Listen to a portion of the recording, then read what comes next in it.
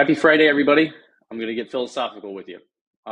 If you know me, and especially if you followed my blog for a couple of years here, you know that I like to get into talking about component composite analysis. It's a game changer for me. And if you don't know component composite analysis as it relates to helping kids in ABA and teaching skills in ABA, I'll link something up in this blog post so you can get back to it. I have a couple other blog posts on it.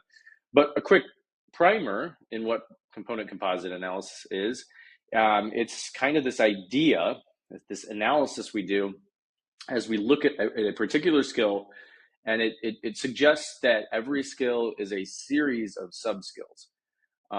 It suggests that to get to mastery with a certain skill, not only do you need to work on that skill, but you also need to make sure your learner is fluent in all of the sub-skills that lead to that. So every skill consists of these, what we call component skills. And so this is a component analysis. You take a skill, you look at the skill and you break it down into its parts and all of its sub-behaviors or its sub-skills.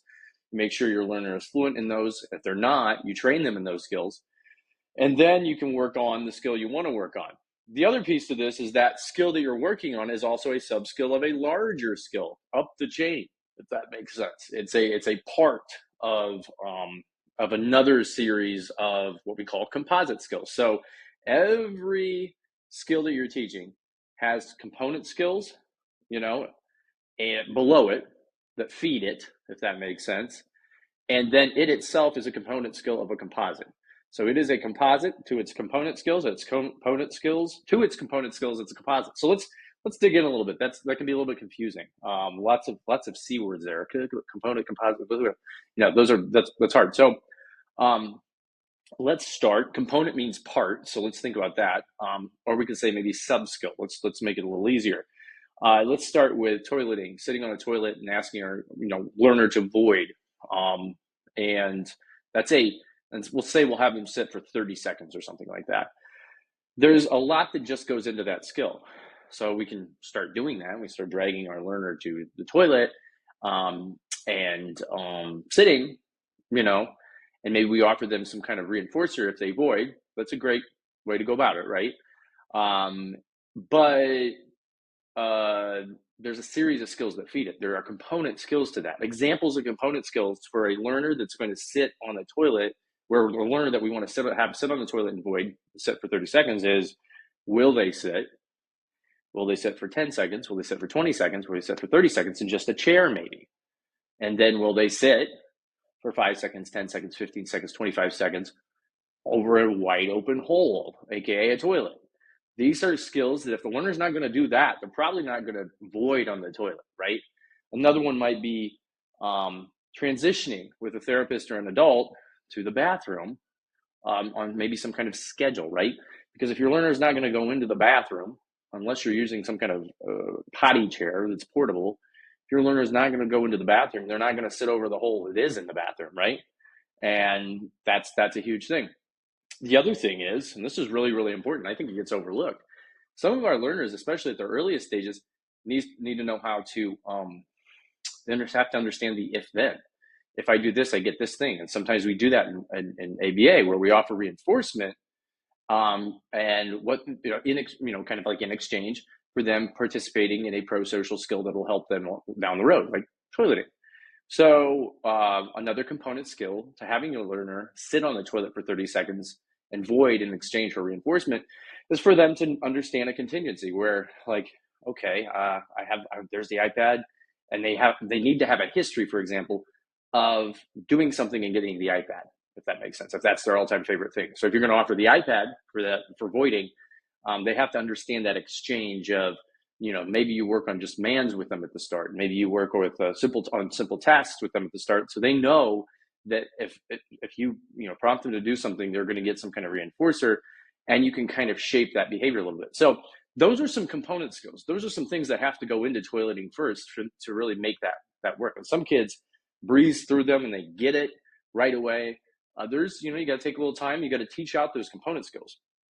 So toileting, sitting on a toilet for 30 seconds and voiding in exchange for reinforcement, is also a component skill for something else. It has its composite. So there's a larger skill that it is a part of. which is, we could say, voiding independently. Let's just say that, voiding independently. And so it, along with mandating to use the restroom, along with recognizing when our bladder is full, along with maybe using toilet paper and washing our hands afterwards, flushing the toilet. These are all a group of skills, but all of those skills, in addition to voiding on the toilet, all of them are on the same plane, and they are component skills of just voiding independently, right? And so you kind of have this layer. You have at the top voiding independently, and then you have toileting, sitting on a toilet for 30 seconds in exchange for a reinforcer. And then you have maybe sitting in a chair. So sitting in a chair is a component skill of sitting on a toilet for 30 seconds in exchange for a reinforcer when they void, which is a component skill of total independent behavior in the restroom. So these are, everything works that way. Everything works that way. And so one of my challenges always to BCBAs is look at all your skills this way. Start to break them into parts and start the genealogy of the skill, or building out a skill tree, and looking very closely at every skill that you're working on. You should know what the component skills are. You should know what the composites are. It's very, very helpful. And so if you're looking at all of your skills this way, it's going to help you out. But one way you can do this in real life is to understand this, and this is where things kind of get philosophical. That hierarchy of component composite analysis, of everything having its component parts, and then what those component parts make being a component of something else, its composite, is actually a pattern of reality. This is like how our world works. And you can see it everywhere in everything if you challenge yourself to do so. So for example, let's take a car. I'm going off the cuff. There's a car. Let's say that's an item, but there's parts of a car, right? There's a transmission, there's an engine, there's the wheels, there's a steering wheel, there's the seats, there's the doors, there's the windshield. So the car has its components, but also a car is a part of a larger composite, right? It itself is a component of, let's say, traffic. Let's say vehicles, we'll say, okay? And then vehicles are a component of, let's say, transportation, okay? And transportation is a component of things that make our life easier, all right? And things that make our life easier is a component of, I don't know, quality of life enrichment, we'll say, like in the enrichment of our life, the improvement of our quality of life.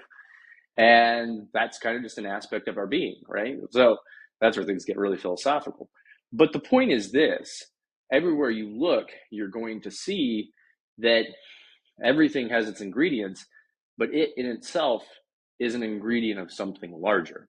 And I really think, in terms of science, and this is something philosophical, science is really good at reductionism. We're really good at breaking stuff down, but we're not really good at taking a step back and seeing how we are an ingredient to something larger, something bigger than that. In the same way that spaghetti, let's say, has tomato sauce, maybe meat sauce, maybe noodles as its ingredients, spaghetti is also part of something larger, like Italian food. And Italian food is a larger as a part of just food and how we sustenance in general. And sustenance is an aspect, again, of our being, and as we go up the chain.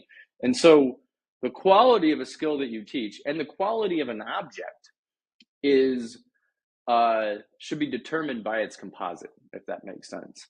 If you're going to teach toileting, you should also know the composites of toileting, because that's going to lead you to why it's important to teach toileting. Why is it important to teach toileting?